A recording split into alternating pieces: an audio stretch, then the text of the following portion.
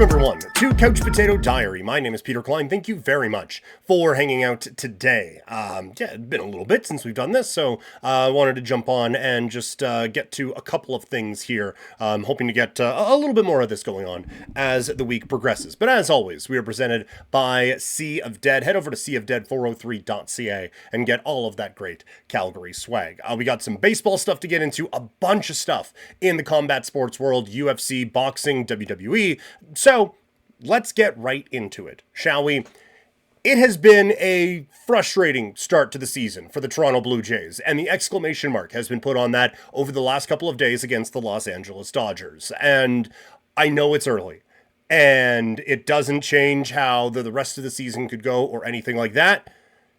Doesn't mean we're not frustrated. Let's talk about a really difficult last little bit here for the Toronto Blue Jays.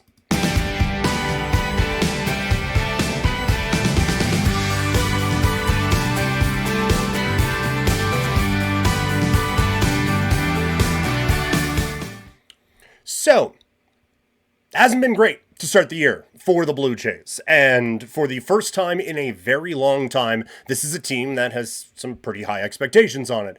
And they aren't coming close to meeting them. And it's been very frustrating. And this is where I get a little bit frustrated with how some of the sports talk discourse can go at certain times. And one of the things I tried to avoid when starting this show, the whole smart sports talk for smart sports fans, which is the first tagline of this show, I feel like because sports talk has been kind of reduced in certain areas, obviously this is a wild generalization, but because sports talk has kind of been reduced to a hot take sort of a thing, right? Like where everyone is just, okay, well, I feel like Michael Jordan's the best player in NBA history. Thus, I think LeBron James can barely function as a human being on a basketball court, right? Like that's even more reductive than it actually is, but you get my point, right? Like it has to be all or nothing. I feel like as sports fans, some of us, a lot of us, can hold two thoughts in our head at one time. Does this start to the season mean that the Blue Jays can't win in October? No. I'm going to presume they're going to win another game this season. In fact, I think they're going to win several. I still think this can be a playoff team. I still think this can be a team that gets another one. Where is it? This patch here on a Blue Jays hat, for those listening, a World Series patch on a hat again. I think they could win the damn thing this season. None of that changes when I say I'm a little pissed off at how this season has begun. And I think we're allowed to, right? Like this whole, oh, it's early. Oh, well, you know, it's the early part of the season. Well, if it was the NFL, it'd be week 1. All of those are very valid. And I am not saying that I'm frustrated and thus I think this team's dog shit and can't win another game and they should fire everyone and trade everyone. I'm not saying that. Again, I think this team can be a contender, which is why it's so gosh darn infuriating how they're playing right now. So, yes, I understand that it is early, but yes, I'm pissed at how that team is playing right now. It is lifeless. They look defeated at 2-0, and I get it's Yamamoto and there's some trauma there, but have any sort of life in this team. They are doing none of the stuff that made them successful a few months ago in the World Series. The whole comeback kids thing, they're down 1-0, 2-0, and looks like it's done. Not great, Bob. So let's get whatever thing you got to do to get the power of friendship back up and running. Maybe it is John Schneider going off and just ripping that umpire a new one in the game on Tuesday. Maybe that's it. But whatever you got to do to get the vibes back up in that place, it has to be done because they look beat before the game even starts. And then you get into the game. Starting pitching, the ones who can stay healthy, which is 2 of them right now. But those, like Gosman, elite. If the Cy Young was handed out on April 7th, he'd get my vote. Dylan Cease right there as well. they've had some guys who have been able to step up in those ways, and the injuries have been a big part of this. So it's tough to really grade the pitching right now when you're on option 13 and the season's barely 10 games old. But the offense is concerning because, like, yes, Alejandro Kirk is hurt, but all the guys who are there, that's it, right? Like, there's reinforcements coming in the pitching staff. Unless you think Anthony Santander is going to come in at the All-Star break and all of a sudden keep up a 44 home run pace, I got an island to sell you. That's probably a bad reference right now. I got a bridge to sell you. But like, the offensive approach and the guys who are there are the guys who are going to be there. And I hate the approach right now. The stuff that they were doing last year to get them into the World Series and all of that, the not striking out, the working the counts, the putting balls in play and making things happen on the bases. They're still kind of putting the ball in play, but they are like third last in the league in hard hit rate right now in Major League Baseball. So they're putting the ball in play, but it's really easy to catch it. And they're not working counts. You look at some of the swings and some of the at-bats that this team is having, and then go back and watch them in the playoffs a year ago. It is night and day. And yeah, like, Ernie Clement has always been a free swinger, and it's kind of going well for him this season. He worked his first walk of the year on Tuesday, but even then there are some times where it's like, man, like, you can let one go every now and then. Vladdy, in a big situation, first and second, chance to tie the game up, he swings at a first pitch breaking ball low and away and hits a chopper that ends up getting an out, I believe it was. There is absolutely no situational awareness with this team on the offensive side right now. The approach is dreadful, and you saw the problem with it in the second game there against the Dodgers, with the bases loaded, nobody out, and they aren't able to cash because they have zero pop in this lineup, and so you have to string 4, 5, 6, 7 hits together. And against Yamamoto, that's kind of hard to do. And against that Dodgers bullpen, it's kind of hard to do. So they are missing a big bat. And they were hoping Barger could be it. And again, the premise of this whole thing, just because he isn't right now, doesn't mean that he won't be. And he's hurt, and maybe 10 days on the IL is going to be what fixes him, and he's going to come back, and he's going to hit the bejesus out of some baseballs, and everyone's going to be fine with it. But for now, it's been awful. And I love seeing Okamoto go the other way with that fastball, but he's not the big power bat that's going to come in and help this out. Clement's not. Varsho, could be, but he's back to a couple of years ago on the offensive side. They don't have that big banger in the middle of this lineup that can just get you a couple of easy runs, which this team needs right now. So, again, I think they're going to be fine.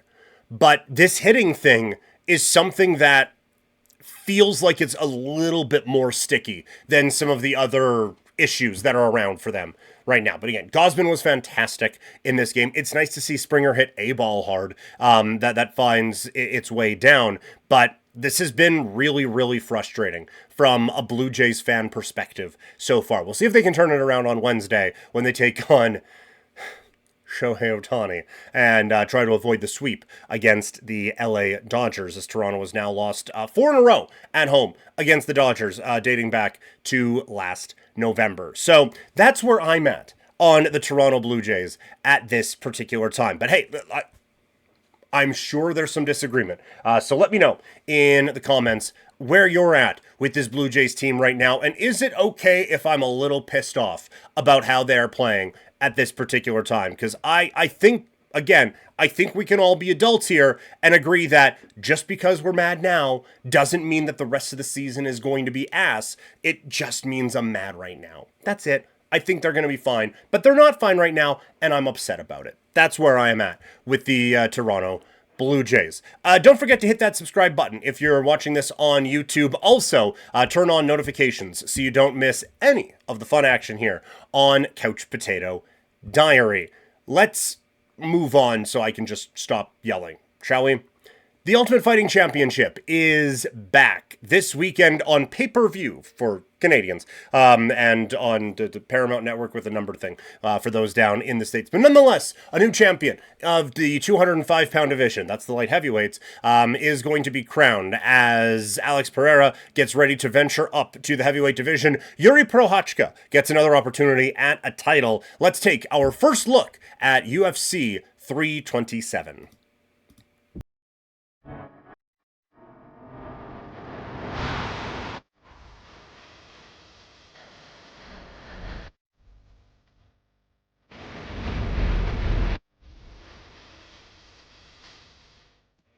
The Ultimate Fighting Championship has always been a promotion that, I guess always is a bit of a stretch, but for the most part, the 205-pound champion of the UFC, it's been a big deal, right? When you go throughout history to the Tito Ortizes and the Chuck Liddells and all of that, and then working your way through with some incredible fighters, the amazing story of Forrest Griffin, and the rise of Rashad Evans and Mauricio Shogun Rua, leading to the dominance of John Jones.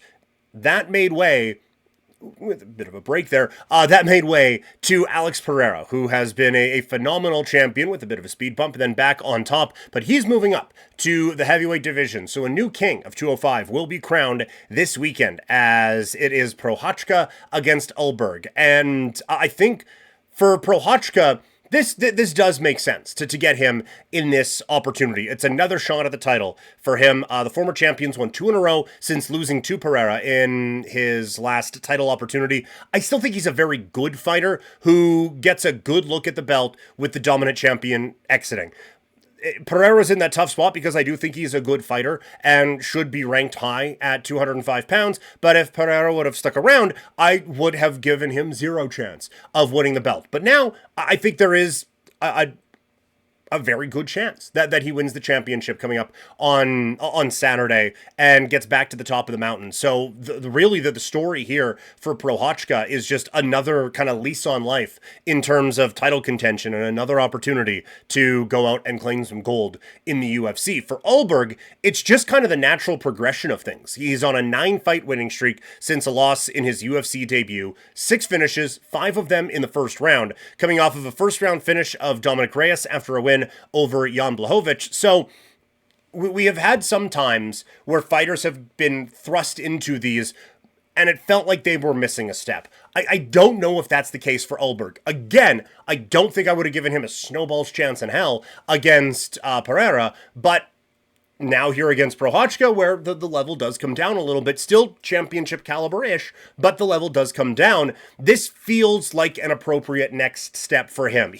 Even if it wasn't an interim fight, interim title fight, sorry, I think that there could have been a world where he would have fought Prochazka and it would have made sense in kind of the progression of things for him. So it's now a title opportunity as he's been working his way up through the 205-pound division here in the UFC for some time, and getting this opportunity to get some gold where maybe it didn't feel like that could have been there for him before. So the dominant champion leaves, and maybe we don't have a superstar ready, but it gives a really good opportunity to a couple just solid fighters getting their chance. This is where we would be breaking down Joshua Van against Tetsuya Tairo, but that fight has been pulled off of this one, just moving a month, but that fight's been pulled off. So it takes some of the star power away. There isn't an obvious co-main event on this card after it. There are some intriguing fights, but in terms of, oh man, watch out for this one, I don't think it's there for UFC 327. Again, a solid card, but it definitely loses some star power.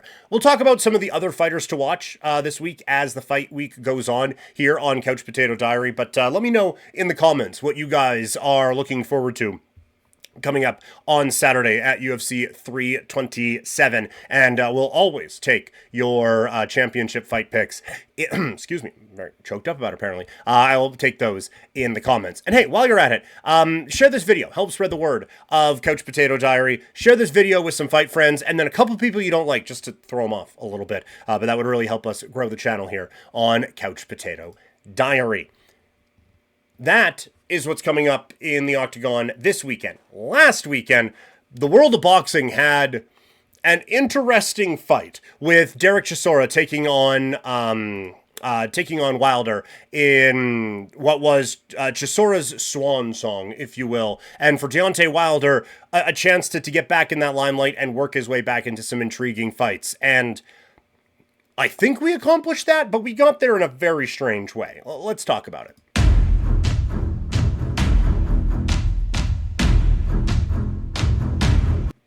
So, yeah, that happened on Saturday at the O2 Arena as Deontay Wilder took on Derek Chisora in what was billed going in as Chisora's retirement bout. And he gets the big entrance and oh my gosh and everything like that.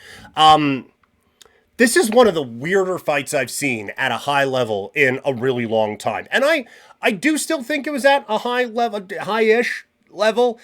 They were talking, and this is kind of the state of boxing, right? And heavyweight has kind of perpetually been in this area, although it's getting better over the last little bit, and Wilder is part of that. But they were kind of talking like, hey, a win here, maybe if it's really impressive, maybe one of these guys gets them in the top 10. It's like, that's not what this fight should be about. It's a couple of dudes who we've appreciated watching throughout their careers getting to go at it again. And one of them will win probably, and one of them will lose probably, and that will be that. This doesn't need to be, oh, and well, this will put him a fight away from a title shot. I hope to hell it doesn't. But it was two good heavyweights who were better at one point, but are still solid now, getting to fight and getting a bunch of money for it, and we all enjoyed it. But this was still weird as hell. First of all, the officiating was strange, right? And boxing, I don't think, is ever going to get away from the reputation that the first sign of anything being a little off,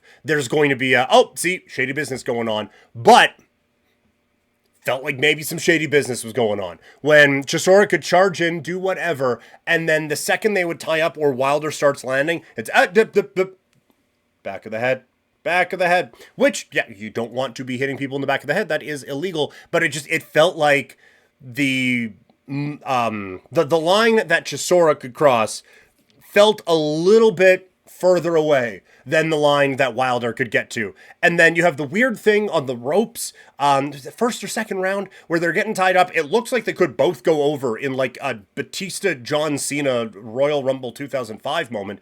And the dude from the corner just comes charging in because the referee's trying to split them.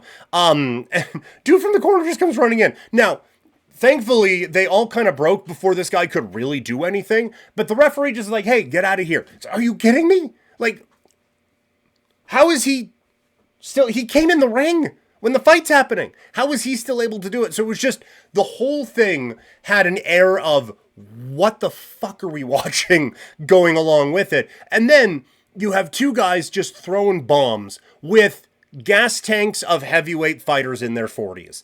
And then the fight goes the distance. So this was just a wild, weird, crazy, odd fight to watch. Just everything else going along with it just made it a very, very strange night of fights. And, like, in terms of the fight breakdown, I'm not going to do a bunch on Chisora because he's not fighting anymore. But he brought that classic style, right? Like, he just ducks his head in and charges in, and he'll land some big shots, he'll eat some big shots, and in his mind, hopefully he does more of the landing than the eating, and one of those is going to make the other guy go night-night. That was not the case here, although he landed some hellish shots, but, like, scoring-wise, I had it for Wilder. And you could see kind of as it went on, Wilder, the more technical style, which you're not going to say about that dude a whole lot, but the more technical style was able to start winning him some rounds. But it did feel a little bit frustrating. And again, like, this is a heavyweight champion boxer, and Derek Wilder he couldn't even wrap his head around the amount of ways he could kill me with his bare hands. But it felt like watching it that he should have been able to fight a better fight than he did, because Chisora wasn't mixing up the game plan at all. Plan B, never heard of her. He is coming in, he's ducking his head, he's swinging overhand rights, and he's landing it. A steady jab. Not that I think you're going to keep Chisora off. Like, I don't think you could have jabbed it and you'd be like, oh, well, now I don't know what to do. But you could have been scoring with that a little bit more. And then he started doing this thing later in the rounds where he would just kind of paw his jab out a little bit. And he would kind of just rest it on Chisora's head, which, like, is weird. But I thought he was timing it up because Chisora would do that and then duck in and go like this. And if it's me, or like what I thought he was doing, is he's got his hand on his head, and the second you feel that move, that uppercut comes in. Because he's ducking every time. It was not an unpredictable game plan. And Wilder still gets the win. He still looks impressive. Almost had the Ric Flair moment where he did the "I'm sorry, I love you," and then missed just absolutely punching his left ear through his right ear. But he still fought a good fight. He still landed very effectively, and he still ended up getting the win out of it. It just felt like it could have been a bit more dominant with a couple little tweaks from him. But it is, on the other hand, this feels like the perfect opponent for the awkward style that he has, because he has gigantic power, right? Like that has always been the case with Deontay Wilder. And the technical side, yeah. It hasn't always been there for him, but he generates more power from the little, like, I want to say T-Rex arm. That's not what it is, but it kind of, if you watch him fight, you know exactly the type of punch I'm talking about, right? Like just the little inside ones that are just like more annoying than anything. With him, they're, again, maybe not the best reference for right now, but they're nukes, right? Like there's so much power that he can generate from that. And you have a dude who comes charging in, like it fit it, that style of it perfectly. So again, I hope I'm conveying how bat crap crazy this whole fight was, because it was. And then I thought it was weird post-fight. They're interviewing him in the cage. Chisora, sorry. He has lost. He has spent 36 minutes in a fist fight where he got punched in the head more than he punched. And he's also exhausted. So let's give him a lengthy interview. That seems to make sense. And I get it was his moment and all of those things, but holy hell, the interview. And he's just going on. He's got this belt celebrating 50 fights, sorry. And he's mentioning 5 guys. There's no 5 guys on the belt, but maybe there was a belt manufacturer I'm not aware of. But they start, the guy in the cage is asking him, like, is Derek Chisora, is this your final fight? And he's like, okay, let me ask the decision maker. And they pan over to his wife. And his wife gives a look like, if you do this again, I'll be the one punching you. And yeah, no, this was it. He's like, yeah, no, I'm done. That's it. I'm whatever. And then a little bit later on, he was like, yeah, I'm just going to go home and just enjoy this ride. And the announcer, the only human on the planet who would take it this way, is like, when you say enjoy the ride, do you mean enjoy the ride to one more fight? It's like, no. Obviously not. This whole thing's been built on him. This is his last thing. We sang Hotel California an hour ago, and we got really emotional about it because we thought that was it.